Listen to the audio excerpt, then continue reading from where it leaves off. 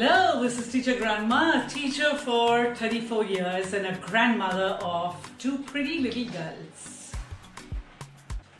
When looking back at my life, I realized many things that I should have realized earlier. But you know, when you're young, you're so busy living life that you don't have any time to ponder over what you are doing.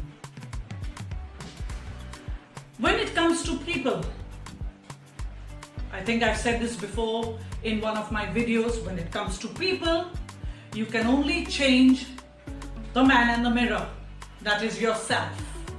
You have no power to handle and to control what other people do.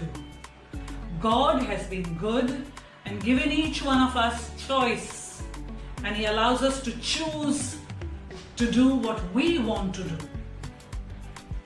Here I will say that there were two people that had a large impact on my life. One was my mother and the other was my husband. And do you think that they were not normal people? No, they were very normal. Do you think that they had no mistakes and no faults? Not at all.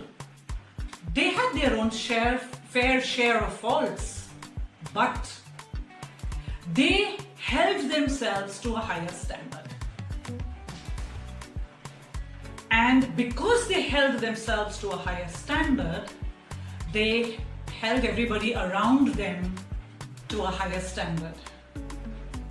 Now I will tell you, as a parent and as a grandparent, children learn not from what you say, they learn from what you do.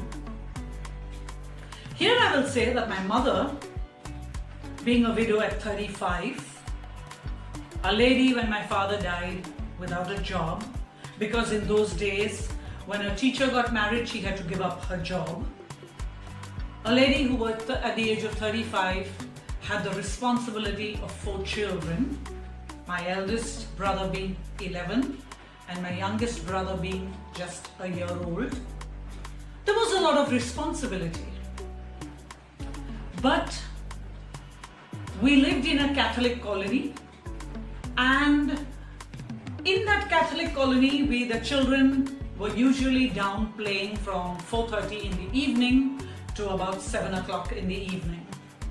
And so we would say our rosary, and at 4:30 pick up our hockey sticks, pick up whatever we needed, and we would run down to play.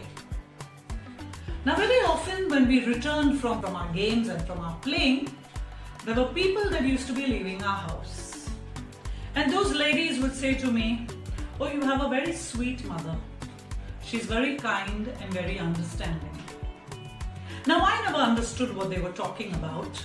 I was too small to understand. But as I grew up and I still saw these ladies coming to my mom, I realized that they were coming with their problems to my mom, and I just guessed that my mom was giving them a different perspective to their problem. I don't think that she had the power to change or to solve their problem, but she was just giving them a listening ear and giving them a few words of encouragement. And so I say my mom taught me by doing, not by saying. She always said, give. And when I say give, I don't want you to be generous so much with your money as much as I want you to be generous with yourself and your time. There are many people that are suffering, and you make yourself available to those who are suffering and in pain. And so Mommy taught us by what she did. We were inspired by what she did. I will give you another story about my mother. She was one of 6 children, and when her parents grew older and had difficulty preparing food, my mother, who never cooked, we always had a cook coming to the house to cook. She would buy the ingredients, take the order from the parents, I'm guessing, sometimes, give the order to the cook, cook the food. That was not important. What I'm going to tell you now is important.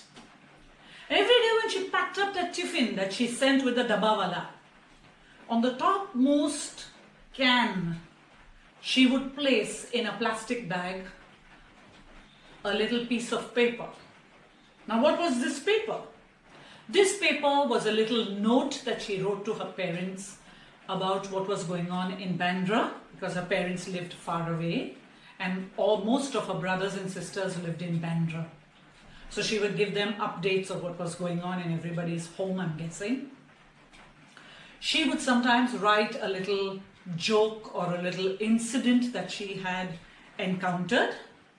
And my mom was very, very fond of writing poems.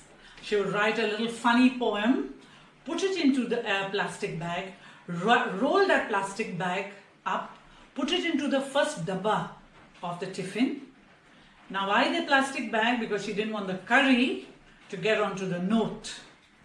And she would send the tiffin with the dabbawala. On many holidays and vacations, we spent a week or sometimes 10 days at my grandparents' home. And I recall as a little girl when the dabba used to come in the afternoon with the dabbawala bringing it to the house, my grandparents were very excited. And I never really understood what was so exciting. I said, okay, the cook is cooking food. They were not excited about the food. They were excited about the khabar. They were excited about now what has she written to us. And they would sit, they would read, and they would laugh. And I saw through this action, a very small action, my mother brought a lot of joy to her parents. She took that trouble to write a note every day and send something to her mom and dad.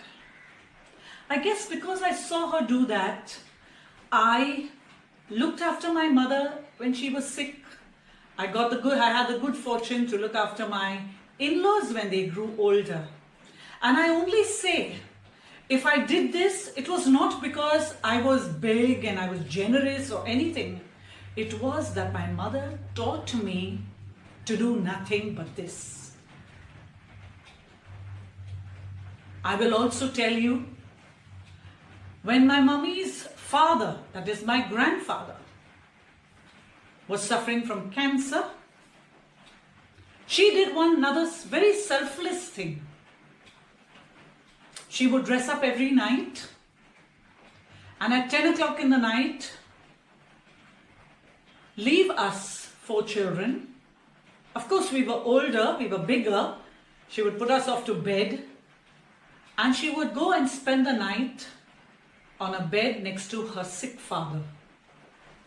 She would do night duty every night, and she never did it grudgingly. She did it very happily. That was another good thing. And after doing her night duty, she dressed up and she would go for her early morning mass and return from mass, and then our day began. Watching this taught me that we need to go out and we need to reach out to others. It is our parent, my parent, that taught me. Today, parents, I want to ask you, you want children that are honest. You want children that are kind. You want children that are understanding. I want you to think about this. Introspect and think about this. Are you an example to your child in honesty, in kindness, in generosity? Are you? It doesn't matter if you are not. I always say we can start from today. So if you want your child to understand, to be kind, to be generous, it is very important that you show them what is honesty, what is kindness, what is generosity. When you treat your parent badly, don't be surprised that you are treated badly when your child grows older. Because children don't learn by what they hear, they learn by what you and I do. This is Teacher Grandma saying bye-bye. Think about what I said and find the better you.